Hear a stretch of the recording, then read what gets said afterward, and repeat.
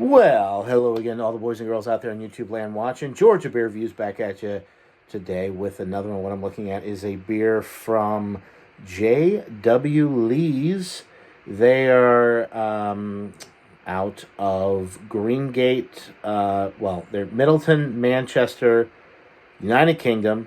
Greengate Brewery is what it says on the label. It's a 9.3 ounce bottle. This is an 11.5% alcohol beer. I've had a couple beers from J.W. Lee's. I got some reviews that I've got to post on my channel. They're kind of hit or miss from what I've had, but these beers are all old. Like, this is a beer that was sitting on the shelf. This was brewed in 2015. This is their Harvest. It's an ale matured in Calvados casks. It's a limited edition beer. This fully fermented ale can be enjoyed now or laid down like a fine wine for enjoyment to come. So it does say that it can be aged for many years. We'll see. I'm hopeful. Do you know what Calvados casks are? I do not, but I'll try to look it up as I'm open it. It does have a very beautiful green colored It cap. does. There's the green cap there that Bumpy speaks of. It's like a metallic, Green Hornet. Just in green. time for St. Patrick's Day coming right up. So 9.3. Oh, this looks good. There's no chunks or any weird shit with this one. Oh, God, I think I poured way too much for myself. All right, Calvados.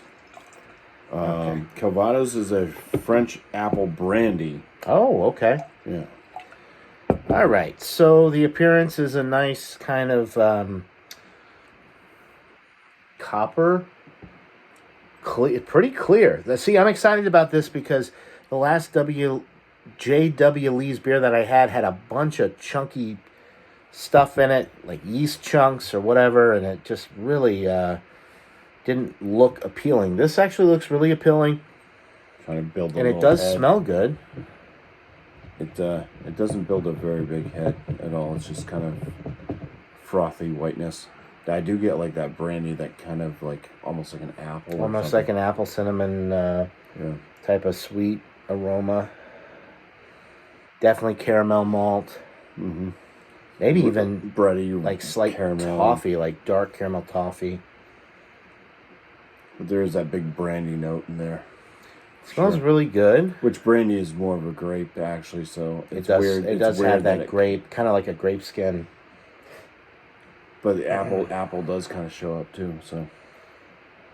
Yeah, you could even say like Fuji, was it Fuji apple, Fuji pear, like similar, yeah. It smells really good though. Yeah. I'm digging it. All right, cheers. All right, cheers.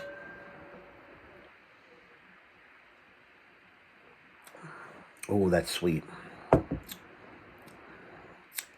It's kind of like a barley wine. Yeah. Apple,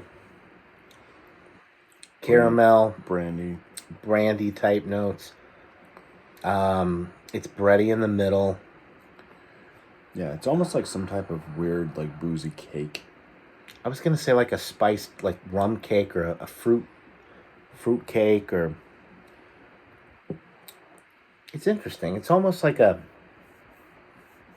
it's slightly herbal too.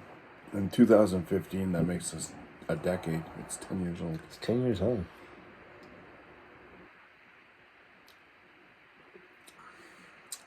Carbonation is minute. But it's got nice, you see the bubbles. Yeah. It almost drinks like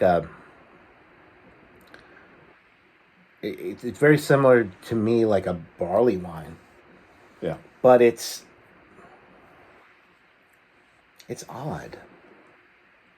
In a good way. I'm liking it, but I don't really know what to make. It's not cloyingly sweet, but it's borderline. It's very sweet. It does have a little bit of a lingering bitterness to it, though. I'm not getting much bitterness, to be honest.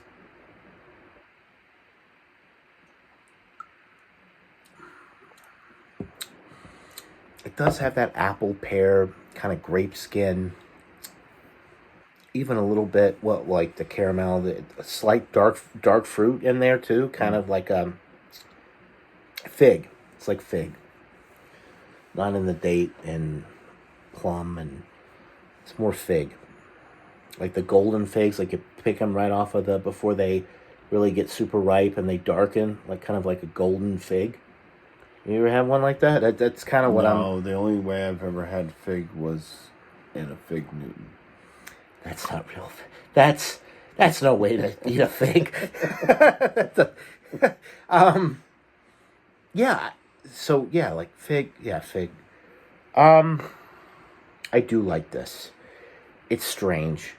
I don't know if it. I almost feel like it's aged. Like, I mean, a decade is a long time. I feel like it's kind of gotten sweeter. I don't feel like if we were drinking this fresh, I don't think it would be this sweet. Yeah. I feel like whatever hops are in there have basically faded. The malt presence is really in your face. It's borderline cloying. It's not cloying though. I can tolerate this. It's almost like a liqueur, like, you know, like a barley wine and a liqueur. It's sweet.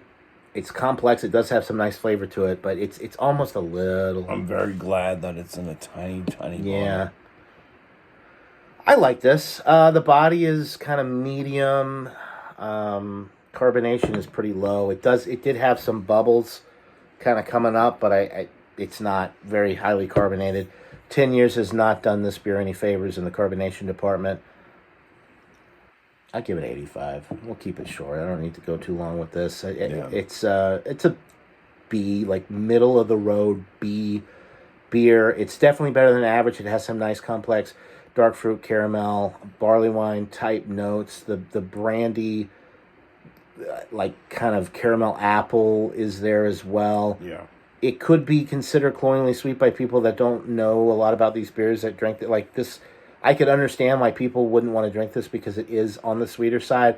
And as far as the balance is concerned, it's not there. Like between the malts, the hops, it's really kind of a one-dimensional beer in that regard. It's definitely more sweet than anything. Yeah, for me, I'd land it in the low end, very good. Very bottom end, a very good. So 85, so maybe like an 82. 82. Mm-hmm. Okay.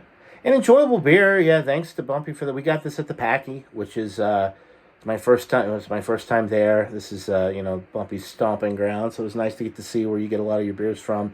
They did have a really good selection, and it's always nice when a place has beers like this, where and they had a bunch of these on the shelves. Like you could get a lot of these beers, not just this one, but other products from not just this brewery, other breweries. They're constantly showing up with different JW Lee's, different variants. Okay. So yeah, a mid-grade good beer. It's worth it. What did you pay for this? You remember? It was $9.99 for one bottle. So for a $10 9.3 ounce beer, maybe not the best deal, but it's matured in Calvados casks, and it was brewed in 2015. So it's basically, they did the cellaring for you. It's a decade old, so it's a really nice drinking experience and a really interesting beer. I would definitely recommend it.